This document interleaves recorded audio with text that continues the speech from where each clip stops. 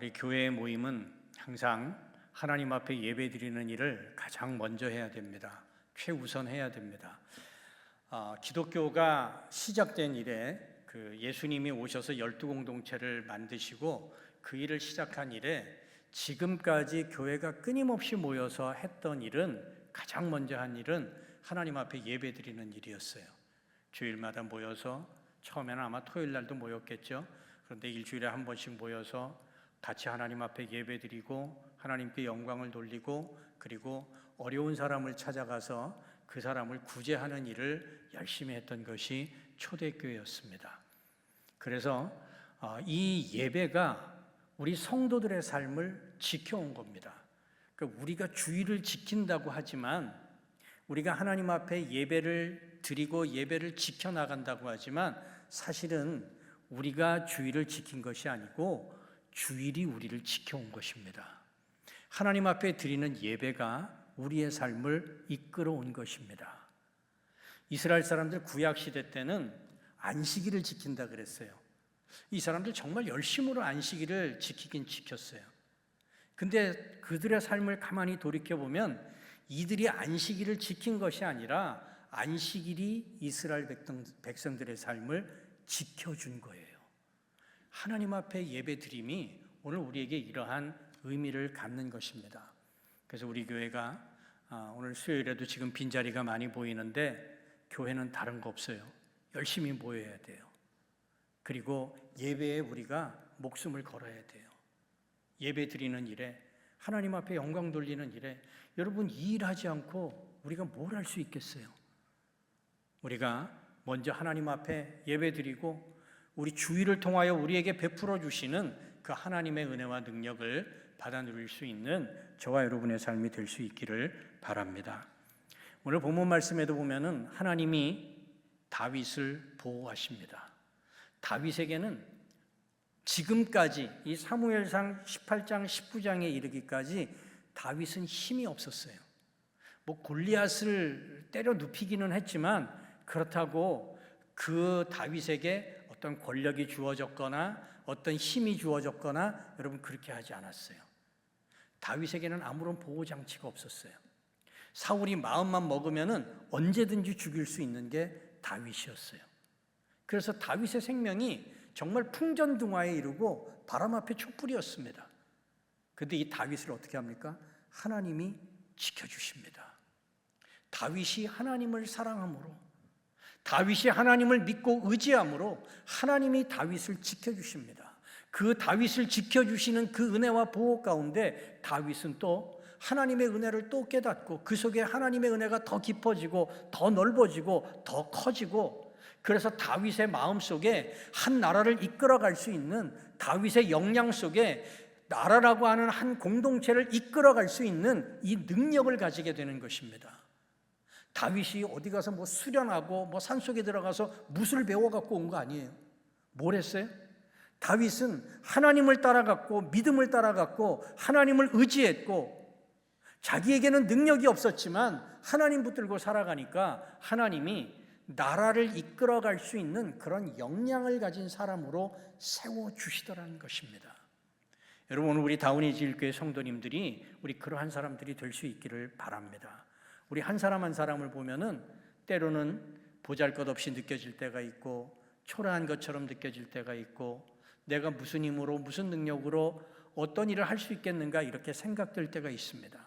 근데 우리가 하나님 앞에 예배드리는 심령들을 통하여, 하나님을 의지하고 하나님을 바라보고 하나님의 손길을 붙드는 그 심령들을 통하여 하나님은 우리를 공동체를 이끌어가고 공동체를 세워가고 우리 교회의 미래를 이끌어갈 수 있는 이렇게 능력 있는 사람들도, 역량이 되는 사람들로 하나님이 키워가시고 이끌어 주실 것입니다. 그 하나님의 능력을 의지하고 살아가는 저와 여러분의 삶이 될 수 있기를 바랍니다. 사울은 자기의 딸 미갈을 다윗과 결혼을 시키려고 합니다. 근데 사실 이거는 미끼였어요. 다윗을 죽이려고 한 계략이었습니다. 다윗을 제거하려고 했던 것이었습니다. 그런데 하나님이 이걸 다 막으시는 거예요. 사울이 힘도 있고 능력도 있고 권력도 있어서 교묘한 계략을 짜서 다윗을 제거하려고 했는데 하나님이 이걸 다 막으셔요. 그래서 사울의 계획이 실패로 돌아갑니다. 자기의 뜻대로 되지 않습니다. 이런저런 계략과 수단이 먹혀들지 않습니다. 그러면 사람은 그 다음에 어떻게 하는지 아십니까? 자기의 잘못을 깨닫고 하나님 앞에 돌이켜야 될 텐데 대부분의 사람들은 그렇게 하지 않습니다. 지금까지는 자기가 한 일이라고 하는 것을 드러내지 않게 하기 위하여 함정을 파서 다윗을 빠뜨리려고 했어요. 그런데 이게 안 되니까 그 다음에 인간이 택하는 수단은 무슨 수단인가 하면은 막가파로 나갑니다. 막가파가 뭐예요? 이제는 공개적으로 자기 신하들에게 명령을 합니다. 다윗을 죽여라. 이렇게 해도 저렇게 해도 안 되니까 그냥 다윗을 제거하자. 공개적으로 선포를 하고 다윗을 죽이고자 하는 것입니다. 사울의 증세가 점점 심해지고 돌이킬 수 없는 상황이 되어갑니다. 우리가 신앙생활하면서 이거를 조심해야 됩니다. 사람이 한번 잘못된 길로 들어가잖아요. 그러면은 옆에서 누가 바른 소리 해주는 소리를 못 들어요. 계속 그 나쁜 쪽으로 계속 갑니다. 계속 그 안 좋은 쪽의 소리만 들으면서 그쪽으로 점점 더 악하게 됩니다. 우리 마음에 악이 자라기 시작을 하면 이걸 막을 방법이 없습니다. 웬만해서는 막지 못합니다. 그래서 사도 바울이 악은 모양이라도 버리라 그랬어요. 이 악이 우리 속에 자리 잡게 되면은 이게 전염 속도가 굉장히 빨라요. 내 속에 악이 싹트고 다른 사람들을 악하게 만들고 그래서 이것을 전염시키고 돌이킬 수 없는 상황으로 돌아가게 되는 것입니다. 초기에 돌이켜야 되는데 시간이 가면 갈수록 점점 힘들어지는 것입니다. 사울이 노골적으로 다윗을 죽이려고 합니다. 19장 1절 말씀 같이 읽어보시겠습니다. 사울이 그의 아들 요나단과 그의 모든 신하에게 다윗을 죽이라 말하였더니 사울의 아들 요나단이 다윗을 심히 좋아하므로. 1절에 뭐라 그랬어요? 사울이 자기 신하들에게 공개적으로 이야기합니다. 야, 다윗을 죽여라. 그리고 자기 아들 요나단에게도 다윗을 죽여라. 이렇게 이야기를 합니다. 근데 이때 다윗을 돕는 손길이 나타납니다. 다윗을 죽이라 그랬으니까 신하들은 왕의 명령에 복종하겠죠. 그런데 이때 사울에게 반기를 든 사람이 하나 있었어요. 여러분, 누가 반기를 들 수 있겠어요? 아무도, 신하들은 그 누구도 왕이 이야기하는데 어떻게 반기를 들 수 있겠어요? 그런데 사울의 아들 요나단이 아버지에게 이야기합니다. 아버지, 그건 잘못됐습니다. 왜 도대체 다윗을 죽이려 합니까? 그 사람은 충성된 사람입니다. 하나님이 이 요나단을 사용하셔서 다윗을 사울의 손에 맡기지 않고 요나단을 사용하셔서 다윗을 보호하십니다. 2절 말씀에 보면 이렇게 말씀합니다. 그가 다윗에게 말하여 이르되 내 아버지 사울이 너를 죽이기를 꾀하시느니라. 그러므로 이제 청하노니 아침에 조심하여 은밀한 곳에 숨어 있어라. 요나단이 아버지의 계획을 다윗에게 다 알려주는 거예요. 우리 아버지가 널 죽이려고 한다. 그러니까 은밀한 곳에 가서 숨어 있어라. 이렇게 이야기를 합니다. 그리고 3절로 5절까지에 보면은 요나단이 자기 아버지 사울에게 이야기를 합니다. 아버지, 다윗이 잘못한 것이 뭐가 있습니까? 다윗은 나라를 위해 충성한 사람입니다. 목숨을 걸고 골리앗과 싸웠습니다. 사울이 요나단의 이야기, 자기 아들의 이야기를 들어보니까 구구절절 다 맞는 소리예요. 그래서 뭐라고 그 자기의 아들을 반대할 수가 없었어요. 결국 사울이 이 요나단의 말을 듣고 다윗을 죽이려고 했던 계획이었지만 이 계획이 실행되지 못합니다. 결국 사울은 요나단에게 이렇게 이야기합니다. 6절 말씀 보십시다. 사울이 요나단의 말을 듣고 맹세하되 여호와께서 살아계심을 두고 맹세하거니와 그가 죽임을 당하지 아니하리라. 물론 이 맹세는 오래 가지 못했어요. 맹세가 며칠 갈까요? 우리 3일 가는 거예요. 그래서 맹세가 오래 가지는 못했지만 그래도 어쨌든 이 요나단의 말을 듣고 사울이 다윗을 죽이는 것을 겉으로는 죽이지 않겠다 이렇게 이야기합니다. 속으로는 이제 다른 마음이 있었겠죠. 근데 우리가 여기에서 살펴보아야 될 사람이 있습니다. 그게 요나단입니다. 요나단이 어떻게 이렇게 다윗을 보호할 수 있는 마음을 가지고, 요나단이 어떻게 이렇게 다윗을 위하는 마음을 가지고 다윗을 사랑하는 마음을 가질 수 있었을까? 인간적인 계산법으로 따져보면 요나단은 다윗을 도와주어서는 안 될 사람입니다. 왜냐하면 사울에게 무슨 일이 일어나면 그 다음에 왕이 누가 되겠습니까? 요나단이 왕이 되는 거예요. 자기가 왕이 될 찬스가 있는데 가장 큰 라이벌이 누굽니까? 가장 큰 라이벌이 다윗이에요. 그러면 요나단의 입장에서 보면은 다윗이 사라지는 것이, 다윗이 죽는 것이 요나단에게는 100배 좋은 거예요.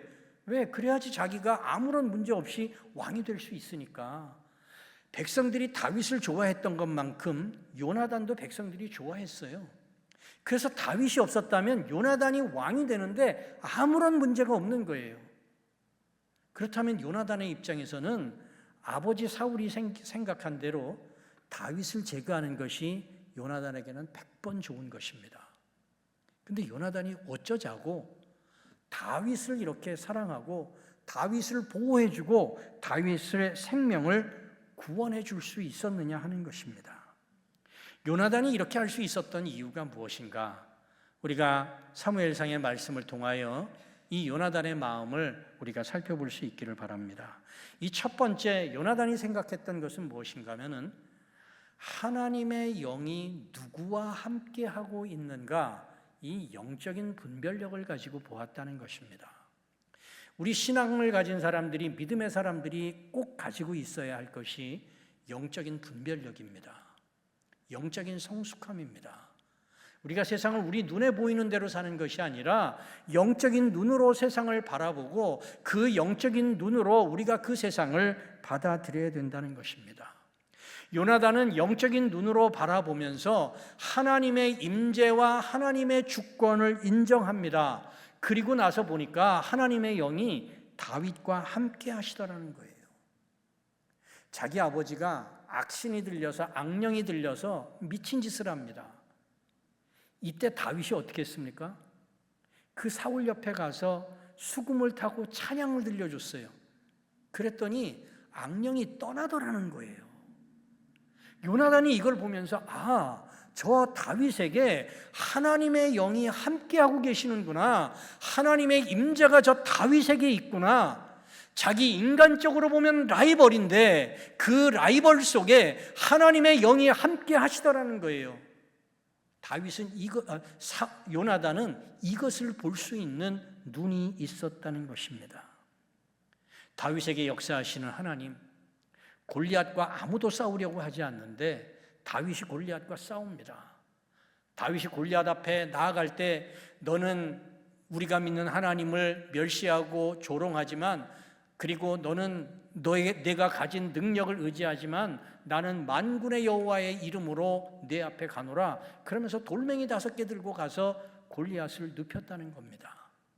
요나단이 뭘 봅니까? 이 다윗의 믿음을 보는 것입니다.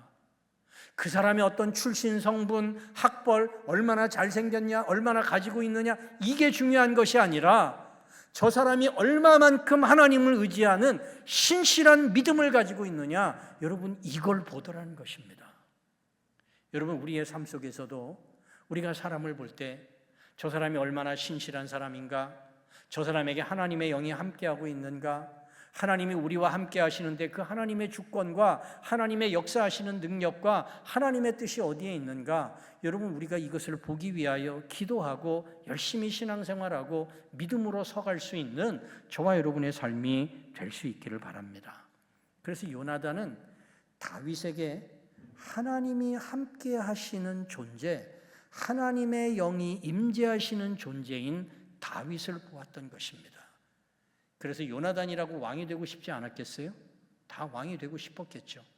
그런데 이 하나님이 함께 하시고 하나님에 대한 신실한 믿음을 가진 이런 사람이 나라의 왕이 되어야 된다라고 하는 이 생각을 요나단이 가지고 있었다는 것입니다. 두 번째로 왕의 자격에 대한 기준에 대해서 요나단은 다른 사람과 다른 기준을 가지고 있었습니다. 요나단은 왕의 자리가 혈통이나 정치적인 권력으로 지키는 자리가 아니라고 생각을 했습니다. 요나단은 무슨 생각을 했는가 하면은 왕이 되려면 하나님의 마음에 합한 자가 왕이 되어야 된다라고 생각을 했던 것입니다. 근데 가만히 보니까 하나님의 마음에 합한 자가 누구냐? 이게 다윗이라는 거예요. 나보다 믿음이 더 좋아요. 나보다는 하나님의 영과 하나님의 능력이 함께하는 존재가 다윗이에요. 그래서 이 요나단은 다윗을 보면서 이 자리는 내 자리가 아니다. 하나님이 택하신 자는 다윗이다. 냉철하게 신앙적인 판단을 하는 것입니다. 믿음을 가지고 판단하는 것입니다. 인간적인 눈으로 보지 않았어요.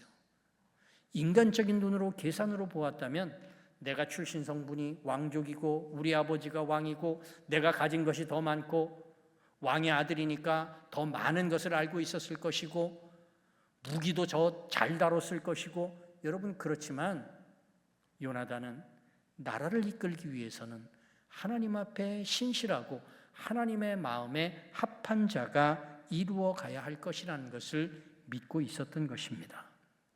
사울에게 왕권이라고 하는 것은 나와 내 집안이 누려야 할 사유재산으로 생각을 했습니다. 그래서 그것을 위협하는 다윗을 죽이려 했던 것입니다. 근데 요나단에게 왕권이라고 하는 것은 아버지 사울이 생각하는 것처럼 그런 것이 아니었어요. 요나단에게 왕권은 하나님의 백성을 보호하고 이스라엘을 바로 세워야 하는 그 사람이 왕권을 가져야 된다라고 생각을 했던 것입니다. 아버지의 생각과 달랐습니다. 이러한 기준으로 볼 때 현재 이스라엘을 위기에서 구하고 블레셋을 물리칠 수 있는 진정한 리더는 아버지 사울이 아니라 다윗이라는 사람이었다는 것입니다. 그래서 요나단이 다윗을 변호합니다. 5절 말씀을 같이 읽어보시겠습니다. 그가 자기 생명을 아끼지 아니하고 블레셋 사람을 죽였고 여호와께서는 온 이스라엘을 위하여 큰 구원을 이루셨으므로 왕이 이를 보고 기뻐하셨거늘 어찌 까닭없이 다윗을 죽여 무죄한 피를 흘려 범죄하려 하시나이까. 다윗이 자기의 생명을 걸고 골리앗과 싸웠고 자기의 생명을 걸고 자기의 나라를 지키기 위하여 전장터에 나갔던 사람이라는 것입니다. 그 사람이 무슨 잘못이 있다고 까닭없이 아버지가 피를 흘려서 죄를 지으려고 하는 것입니까? 이스라엘이라고 하는 나라와 백성에게 누가 더 유익한 존재인가, 이거를 생각하고 이거를 냉철하게 객관적으로 판단했던 것입니다. 여러분, 우리에게 이러한 냉철함과 이러한 객관적인 공정함이 우리 가운데 있어야 됩니다. 누가 우리의 삶을 지키고 누가 이끌어갈 것인가? 나는 부족하지만 하나님이 우리에게 능력을 주셔서 하나님이 주신 능력으로 우리가 이 일을 감당한다라고 하는 하나님에 대한 믿음으로 우리가 항상 하나님 앞에서 담대하고 강한 믿음을 가지고 우리 믿음의 교회를, 공동체를 이끌어갈 수 있는 저와 여러분이 되시기를 바랍니다. 마지막으로 요나단에게는 무엇이 있었는가 하면은 하나님의 언약에 근거를 한 사랑이 있었다는 것입니다. 요나단과 다윗의 관계는 친구입니다. 그런데 이 두 친구가 어떻게 합니까? 서로를 자기 생명같이 사랑했다는 것입니다. 우리 지난번에 읽은 말씀인데 사무엘상 18장 1절에는 이런 말씀이 있습니다. 요나단의 마음이 다윗의 마음과 하나가 되어 요나단이 그를 자기 생명같이 사랑하니라. 하나님의 은혜 안에서 맺은 언약적인 사랑입니다. 그래서 그 하나님의 은혜를 기억하고 하나님의 임재를 생각하고 하나님이 누구와 함께 하시는가를 보면서 그 다윗을 사랑할 수 있었다는 것입니다. 여러분, 사람은 기본적인 성격이 다른 사람이 기본적인 성품이 다른 사람이 나보다 잘 되면 어떤 마음을 갖습니까? 시기심을 갖죠. 질투를 가지게 되는 것이 인간의 본성입니다. 그런데 요나단은 이 시기심과 질투를 자기의 믿음으로 이겨냅니다. 이것을 극복해냅니다. 그리고 다윗이 나라를 위하여 충성하고 이스라엘 백성을 보호하려고 하는 그 충성과 그 사랑을 있는 그대로 인정해 주는 것입니다. 사울 왕은 이것을 하지 못했어요. 사울 왕은 다윗이 나보다 잘 되니까, 다윗이 나보다 인기가 많으니까 그 다윗을 시기하고 질투하게 됩니다. 그러다 보니까 왕권을 빼앗깁니다. 나라를 빼앗깁니다. 백성의 마음을 빼앗깁니다. 결국 파멸의 길로 들어섭니다. 그래서 여러분, 우리의 시기심과 우리의 질투와 다른 사람을 미워하는 마음이 결국은 우리를 어떻게 만들어가는지 우리가 이것을 사울을 통하여서 볼 수 있는 것입니다. 여러분, 우리는 이러한 시기심과 질투와 미움 속에 갇힌 마음들로부터 벗어나야 됩니다. 이게 쉽게 벗겨지지 않습니다. 그래서 우리에게 하나님의 도움이 필요하고 신앙이 필요하고 하나님을 믿고 의지하는 그 믿음이 필요한 것입니다. 사울은 다윗을 질투의 대상으로 보았어요. 요나단도 얼마든지 그럴 수 있었어요. 그런데 영적인 눈을 떠서 하나님의 시선으로 다윗을 바라봅니다.